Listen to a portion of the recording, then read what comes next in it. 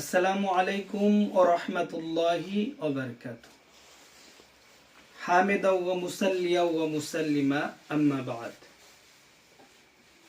কাছের এবং দূরের যে সমস্ত বন্ধুগণ আমাদেরকে দেখছেন, সকলকে জানাই আন্তরিক শুভেচ্ছা ও অভিনন্দন। প্রিয় শ্রোতা বন্ধুগণ, আজকে আপনাদের সম্মুখে একটি গুরুত্বপূর্ণ বিষয় নিয়ে আলোচনা করবার জন্য উপস্থিত হয়েছি। আশা করি আমরা যদি মনোযোগ দিয়ে আলোচনাটি শ্রবণ করি, সকলেই উপকৃত হবে ইনশাল্লাহ। প্রিয় শ্রোতা, আজকে যে বিষয়টি নিয়ে আলোচনা করব তা হচ্ছে ফরজ নামাজের পরে মুনাজাত করা, অর্থাৎ ফরজ নামাজের পরে দোয়া করার প্রমাণিকতা। কোরআন এবং সুন্নাহ থেকে এর কোনো সাবেত অর্থাৎ প্রমাণ আছে কিনা, এ বিষয়ে আমাদের সমাজের মধ্যে অনেকের মধ্যেই ফিতনা ছড়িয়ে পড়েছে, যার কারণে আমাদের মাদ্রাসাতে অনেক ভাই ও বন্ধুগণ প্রশ্ন করে থাকেন ফরজ নামাজের পরে দোয়া করার বিষয়ে কোরআন এবং হাদিসে কোনো নির্দেশনা আছে কিনা। আসুন প্রিয় বন্ধুগণ, আজকে আমরা দেখব কোরআন এবং সুন্নাহ আমাদেরকে কি বলে ফরজ নামাজ এর পরে দোয়া করার বিষয়ে। কারণ রাসূল করিম সাল্লাল্লাহু আলাইহি ওয়াসাল্লাম আমাদের জন্য দুইটি জিনিস রেখে গেছেন। রাসূল করিম সাল্লাল্লাহু আলাইহি ওয়াসাল্লাম বিদায় হজের ভাষণে বলেন, তারাকতু ফিকুম আমরাইন লা তাদিল্লু ইন তামাসসাকতুম বিহিমা কিতাবাল্লাহি ওয়া সুন্নাতা রাসূলি।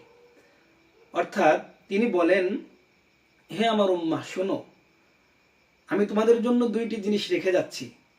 তোমরা যদি এই দুইটি জিনিস আঁকড়িয়ে ধরতে পারো, তাহলে তোমরা কখনোই গুমরাহ হবে না, তোমাদেরকে কেউ গুমরাহ করতে পারবে না। দুইটি জিনিস কি? এক নম্বর কিতাব আল্লাহ, অর্থাৎ আল্লাহ তাআলার কিতাব কোরআনুল কারীম। দ্বিতীয় নম্বর হচ্ছে সুন্নাহ, রাসূল করিম সাল্লাল্লাহু আলাইহি ওয়াসাল্লামের সুন্নাহ তথা হাদিস। তাহলে আমরা দেখব কোরআন এবং সুন্নাহ, কোরআন এবং সুন্নাহ আমাদেরকে কি বলেছেন ফরজ নামাজের পরে দোয়া করার বিষয়ে। প্রিয় শ্রোতা বন্ধুগণ, আজকের আলোচনা বুঝতে হলে আমাদেরকে তিনটি পয়েন্ট অবশ্যই মনে রাখতে হবে। এক নম্বর পয়েন্ট হচ্ছে ফরজ নামাজের পর মুনাজাত প্রমাণিত কিনা, অর্থাৎ ফরজ নামাজের পরে মুনাজাত করা এটা কোরআন হাদিস দ্বারা প্রমাণিত কিনা। দ্বিতীয় নম্বরে যে পয়েন্ট সেটি হচ্ছে সম্মিলিত মুনাজাত প্রমাণিত কিনা। তৃতীয় নম্বর যে পয়েন্ট, ফরজ নামাজের পর সম্মিলিত মুনাজাতের হুকুম কি। আমরা এই তিনটা জিনিস সর্বপ্রথম মনে রাখবো। তো আমরা সর্বপ্রথম আমরা এক নম্বর পয়েন্ট নিয়ে আলোচনা করব, সেটি হচ্ছে ফরজ নামাজের পর মুনাজাত প্রমাণিত কিনা। আসুন প্রিয় শ্রোতা বন্ধুগণ, এ বিষয়ে কোরআন আমাদেরকে কি বলেছে। কোরআনুল কারীমের মধ্যে আল্লাহ রাব্বুল আলামিন বলেন, ফাইযা ফারাগতা ফানসাব ওয়া ইলা রাব্বিকা ফারগাব। এই আয়াতের তাফসীর করতে গিয়ে বিশ্ববিখ্যাত মুফাসসির রাসূল করিম সাল্লাল্লাহু আলাইহি ওয়াসাল্লামের সাহাবী হযরত আব্দুল্লাহ ইবনে আব্বাস রাদিয়াল্লাহু তাআলা আনহু বলেন, ফাইযা ফারাগতা ফানসাব ওয়া ইলা রাব্বিকা ফারগাব, ইয়ানি ফিদ দুআ। অর্থাৎ যখন একজন ব্যক্তি নামাজ শেষ করবে, আই সালাতিল মাকতুবা, অর্থাৎ ফরজ নামাজ যখন শেষ করবে তখন সে দোয়ায় শামিল হয়ে যাবে। অর্থাৎ তিনি বলেন, এখানে আল্লাহ তাআলা ফাইদা ফারাগতা ফানসাব ওয়া ইলা রাব্বিকা ফারগাব, ফরজ নামাজ শেষ করার পরে আল্লাহ তাআলা বলেন ওয়া ইলা রাব্বিকা ফারগাব, সে দোয়ায় মশগুল হয়ে যাবে, দোয়ায় শামিল হয়ে যাবে। তাহলে কোরআনুল কারীমের এই আয়াতে ব্যাখ্যায় তাফসীর ইবনে আব্বাসের 595 নম্বর পৃষ্ঠায় হযরত আব্দুল্লাহ ইবনে আব্বাস এ কথা বলেন। প্রিয় শ্রোতা বন্ধুগণ, তাহলে আমরা কোরআনুল কারীম থেকে প্রমাণ পেলাম ফরজ নামাজের পরে দোয়া করার কথা। অবশ্যই দোয়া করা যাবে, এটা বিদআত নয়। এবার আসুন রাসূল করিম সাল্লাল্লাহু আলাইহি ওয়াসাল্লামের হাদিস থেকে আমরা প্রমাণ দেখব ফরজ নামাজের পরে দোয়া করার বিষয়ে। ফরজ নামাজের পরে মুনাজাত করা একাধিক সহিহ হাদিস দ্বারা প্রমাণিত, একাধিক সহিহ হাদিস থেকে প্রমাণিত। আমরা সর্বপ্রথম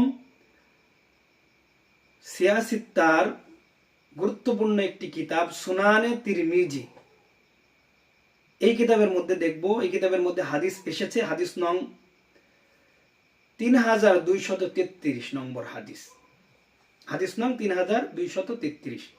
সেখানে এসেছে ওয়াকালা ইয়া মুহাম্মদ ইযা সাল্লাইতা ফাকুল আল্লাহুম্মা ইন্নী আসআলুকা ফি'লাল খায়রাত ওয়া তারকাল মুনকারাত ওয়া হুব্বাল মাসাকিন। অর্থাৎ হযরত আব্দুল্লাহ ইবনে আব্বাস থেকে বর্ণিত, আল্লাহ তাআলা বলেন, আল্লাহ তাআলা বলেছেন, হে মুহাম্মদ যখন তুমি নামাজ পড়ে ফেলবে তখন এ দোয়া করবে, হে আল্লাহ, আপনার নিকট ভালো কাজের তৌফিক চাই এবং মন্দ কাজ থেকে বিরত থাকার ব্যাপারে সাহায্য চাচ্ছি এবং আপনার দরবারে মিসকিন তথা আল্লাহ ওয়ালাদের মুহাব্বত কামনা করছি। প্রিয় শ্রোতা বন্ধুগণ, এই হাদিস থেকে আমরা বুঝলাম আল্লাহ তাআলা নির্দেশ করেছে রাসূল কারীম সাল্লাল্লাহু আলাইহি ওয়াসাল্লামকে যখন তুমি নামাজ শেষ করবে তখন তুমি এই দোয়া করো। তাহলে বোঝা গেল হাদিসের মধ্যেও এসেছে, সহিহ হাদিসে, যে ফরজ নামাজের পরে দোয়া করার বিষয়ে। এবার আমরা দ্বিতীয় নম্বর হাদিস দেখব। ইমাম বুখারী রাহমাতুল্লাহ আলাইহি তার স্বীয় কিতাব আত-তারিখুল কাবীরে এনেছেন হাদিস নং 1772। সেখানে বর্ণিত হচ্ছে, আন কাতিবিল মুগীরাতা রাদিয়াল্লাহু তাআলা আনহু কানা নবী সাল্লাল্লাহু আলাইহি ওয়াসাল্লাম ইয়াদউ ফি দুবুরি সালাতিহি। অর্থাৎ হযরত মুগীরা থেকে বর্ণিত, রাসূল সাল্লাল্লাহু আলাইহি ওয়াসাল্লাম নামাজ শেষে দোয়া করতেন। তাহলে আমরা দ্বিতীয় নম্বর হাদিসেও পেলাম রাসূল সাল্লাল্লাহু আলাইহি ওয়াসাল্লাম নামাজ শেষ করে দোয়া করতেন। এবার আসুন আমরা আরেকটি হাদিস দেখব। আনাস ইবনে মালিক, হযরত আনাস ইবনে মালিক থেকে বর্ণিত, তিনি বলেন, আমি ছিলাম রাসূল সাল্লাল্লাহু আলাইহি ওয়াসাল্লাম এর কাঁধের পাশে। তখন তিনি, অর্থাৎ রাসূল সাল্লাল্লাহু আলাইহি ওয়াসাল্লাম সালাম ফিরিয়ে বললেন, হে আল্লাহ, তুমি আমার শেষ জীবনকে সবচেয়ে সুন্দর করো। হে আল্লাহ, তুমি আমার শেষ আমলকে তোমার সন্তুষ্টি অনুপাতে করো। হে আল্লাহ, তুমি তোমার সাথে আমার সাক্ষাতের দিনকে সর্বোত্তম দিন করো। এই হাদিসটি বর্ণিত হয়েছে আল মুজামুল আওসাত লিত-তাবারানি, হাদিস নং 9411। তাহলে এই হাদিসেও আমরা প্রমাণ পেলাম রাসূল সাল্লাল্লাহু আলাইহি ওয়াসাল্লাম নামাজ শেষ করে দোয়া করতেন। প্রিয় শ্রোতা বন্ধুগণ, এবার আসুন আমরা দ্বিতীয় নম্বর পয়েন্ট নিয়ে আলোচনা করি। দ্বিতীয় নম্বর পয়েন্ট কি ছিল? দ্বিতীয় নম্বর পয়েন্ট ছিল সম্মিলিত মুনাজাত প্রমাণিত কিনা। প্রথম নম্বর পয়েন্ট ছিল ফরজ নামাজের পর দোয়া করা, মুনাজাত করা প্রমাণিত কিনা। তো আমরা কোরআন এবং হাদিস থেকে জানতে পারলাম ফরজ নামাজের পরে দোয়া করা প্রমাণিত। দ্বিতীয় নম্বর পয়েন্টে আসুন যে সম্মিলিত মুনাজাত করা প্রমাণিত কিনা। আমাদের পূর্বের যে আলোচনা করলাম এক নম্বর পয়েন্টে, সেখান থেকে প্রমাণিত হয়ে গেল ফরজ নামাজের পর দোয়া করা, এটা প্রমাণিত, রাসূল সাল্লাল্লাহু আলাইহি ওয়াসাল্লাম নিজে করেছেন। দ্বিতীয় নম্বর পয়েন্ট যে সম্মিলিত মুনাজাত করা প্রমাণিত কিনা। আমরা নিচে আমরা কয়েকটি হাদিস এখন শুনবো যেখান থেকে প্রমাণিত হয়ে যাবে সম্মিলিত মুনাজাত করা এটাও প্রমাণিত, এটাও রাসূল সাল্লাল্লাহু আলাইহি ওয়াসাল্লাম করেছে। সংক্ষেপে আলোচনা করছি। আন আনাস ইবনে মালিক ক্বালা আতা রাজুলুন, তিনি বলেন, হযরত আনাস ইবনে মালিক বলেন, একজন গ্রাম্য ব্যক্তি রাসূল সাল্লাল্লাহু আলাইহি ওয়াসাল্লামের কাছে আসলেন। সে দিনটি ছিল জুমার দিন। এসে বললেন, ইয়া রাসূলুল্লাহ, জিনিসপত্র, পরিবার, মানুষ সবই ধ্বংস হয়ে যাচ্ছে। একথা শুনে রাসূল সাল্লাল্লাহু আলাইহি ওয়াসাল্লাম তার উভয় হাত উত্তোলন করলেন। কেন উত্তোলন করলেন? উভয় হাত উত্তোলন করলেন দোয়া করার উদ্দেশ্যে। উপস্থিত সবাই রাসূল সাল্লাল্লাহু আলাইহি ওয়াসাল্লামের সাথে দোয়ার জন্য হাত উত্তোলন করলেন। অর্থাৎ নবীজি দোয়ার জন্য হাত উত্তোলন করলেন এবং উপস্থিত যারা সাহাবায়ে কেরাম ছিল তারাও রাসূল সাল্লাল্লাহু আলাইহি ওয়াসাল্লামের সাথে হাত উত্তোলন করলেন। তাহলে এই হাদিস থেকে আমরা প্রমাণ পেলাম যে রাসূল সাল্লাল্লাহু আলাইহি ওয়াসাল্লাম সকলকে নিয়ে দোয়া করেছেন, সম্মিলিত দোয়া, এটাও হাদিস দ্বারা প্রমাণিত। এই হাদিসটি বর্ণিত হয়েছে বিশ্ববিখ্যাত হাদিসের গ্রন্থ সহিহুল বুখারী, হাদিস নং 1029 নং, হাদিস নং হচ্ছে 1029। এবার আসুন আমরা এই হাদিস থেকে কি বুঝলাম। এই হাদিসে পরিষ্কারভাবে বোঝা গেল যে রাসূল সাল্লাল্লাহু আলাইহি ওয়াসাল্লাম সকলকে নিয়ে সম্মিলিত মুনাজাত করেছেন। দ্বিতীয় নম্বর আমরা হাদিস দেখব যে আন হাবিব ইবনে মাসলামাতা রাদিয়াল্লাহু তাআলা আনহু, যিনি মুস্তাজাবুদ দাওয়া ছিলেন। মুস্তাজাবুদ দাওয়া মানে যিনি দোয়া করলে আল্লাহ তাআলা কবুল করে নিতেন, ফেরত দিতেন না। তাকে একবার, অর্থাৎ হাবিব ইবনে মাসলামা রাদিয়াল্লাহু তাআলা আনহুকে একবার একটি বাহিনী প্রধান নিযুক্ত করা হয়, যুদ্ধের বাহিনীর প্রধান নিযুক্ত করা হয়। যুদ্ধের প্রয়োজনীয় প্রস্তুতি গ্রহণের পর তিনি যখন শত্রুর সম্মুখীন হলেন তখন লোকদের বললেন, আমি রাসূল সাল্লাল্লাহু আলাইহি ওয়াসাল্লামকে বলতে শুনেছি, তিনি বলেছেন যখনই কোনো দল একত্রিত হয়, অর্থাৎ একত্র হয়, তারপর তাদের কথক দোয়া করে, অর্থাৎ একত্রিত হওয়ার পরে কিছু মানুষ কি করে, দোয়া করে, আর অপর দল আমিন বলে। অর্থাৎ কিছু মানুষ দোয়া করে অথবা একজন দোয়া করে আর বাকি লোকগুলো কি বলে, আমিন বলে, তখন আল্লাহ তাআলা তা কবুল করে নেন। সুবহানাল্লাহ। তাহলে এই হাদিস দ্বারা প্রমাণ পেলাম যে সাহাবী হাবিব ইবনে মাসলামা তিনি এটা বর্ণনা করেছেন যে কতক দল যদি দোয়া করে আর বাকি অপর দল যদি আমিন আমিন করে তাহলে এটা আল্লাহ তাআলা কবুল করে নেন। হাদিসটি বর্ণিত আছে মুস্তাদরাক আলা সাহিহাইন, অর্থাৎ মুস্তাদরাক হাকিমের মধ্যে হাদিসটি বর্ণিত আছে। হাদিস নাম 5487। এবার আসুন প্রিয় শ্রোতা বন্ধুগণ,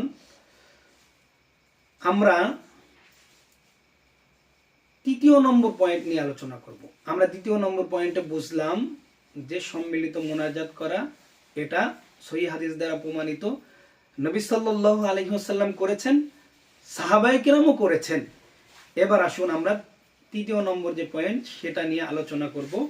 তা হচ্ছে যে তৃতীয় নম্বর পয়েন্ট ছিল যে সম্মিলিত মুনাজাতের হুকুম কি। আসলে সম্মিলিত মুনাজাতের হুকুম হচ্ছে মুস্তাহাব, মুস্তাহসান। যদি কেউ ফরজ নামাজের পরে সম্মিলিত মুনাজাত করে বা মুনাজাত করে ইনফিরাদি করুক, একা একা করুক আর অন্যদের সাথে নিয়ে করুক, এটা মুস্তাহাব আমল, এটা কখনোই বিদআত নয়। কারণ রাসূল সাল্লাল্লাহু আলাইহি ওয়াসাল্লাম এবং সাহাবায়ে কেরাম যেটা করেছে এটা কখনোই বেদাত হতে পারে না, এটা মাশাআল্লাহ আমল করার জিনিস। হাদিসে যেটা এসেছে সেটা আমল করার জিনিস। প্রিয় শ্রোতা বন্ধুগণ, তাহলে ফরজ নামাজের পরে দোয়া করা, মুনাজাত করা এটা মুস্তাহাব, মুস্তাহাব আমল, ভালো আমল। যদি কেউ না করে তো গুনাহগার হবে না, করলেও কোনো সমস্যা নাই, না করলেও কোনো সমস্যা নাই। করলে ভালো মাশাআল্লাহ, না করলে কোনো গুনাহ হবে না। যদি কেউ দোয়া না করে, মুনাজাত না করে, অন্যান্য আমল করে, জিকির আজগার করে, ফরজ নফল নামাজ আদায় করে, সুন্নত নামাজ আদায় করে, তো এটাও মাশাআল্লাহ আলহামদুলিল্লাহ ভালো। তবে এটা খারাপ কিছু না, বেদাতের কিছু নয়। আসুন তবে ফরজ নামাজের পর দোয়া করার বিষয়ে, সম্মিলিত দোয়া করার বিষয়ে কয়েকটি শর্ত আছে। শর্ত হচ্ছে ফরজ নামাজের পর দোয়া করাকে জরুরি মনে করা। যদি কেউ ফরজ নামাজের পরে দোয়া করতেই হবে এটা জরুরি মনে করে তাহলে এটা বাড়াবাড়ি, এটা বেদাত, এটা প্রত্যাখ্যাত, এটাকে মানা যাবে না। দ্বিতীয় কথা, দোয়াকে নামাজের অংশ মনে করা। এটা মনে করা যাবে না যে ফরজ নামাজের পরে দোয়া না করলে নামাজই হবে না, বরঞ্চ না, নামাজ একটি আলাদা ইবাদত, দোয়া আলাদা ইবাদত। যদি কেউ মনে করে যে নামাজের কোনো অংশ নয়, এমনিতে মুস্তাহাব আমল দোয়া করছি, তো কোনো সমস্যা নাই। যদি কেউ নামাজের অংশ মনে করে এটা বাড়াবাড়ি, এটা বৈধ হবে না।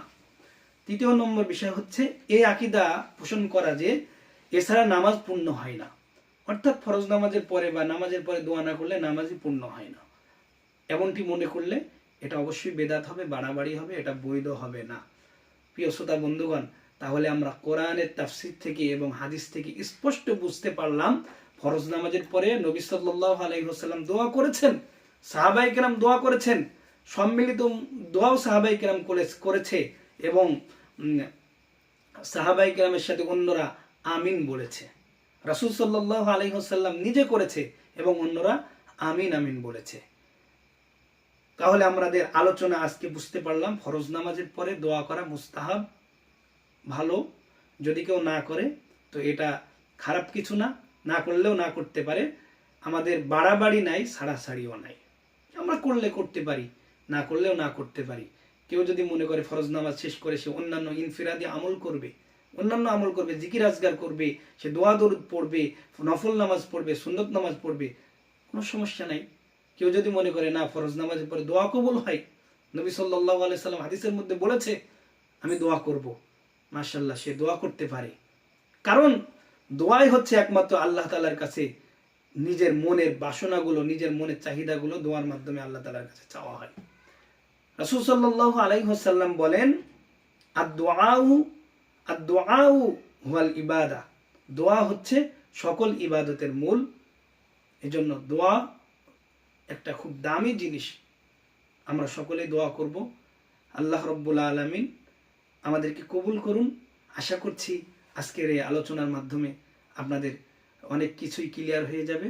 আল্লাহ তাআলা আমাদের সকলকে কবুল করুন। আসসালামু আলাইকুম ওয়া রাহমাতুল্লাহি ওয়া বারাকাতুহু।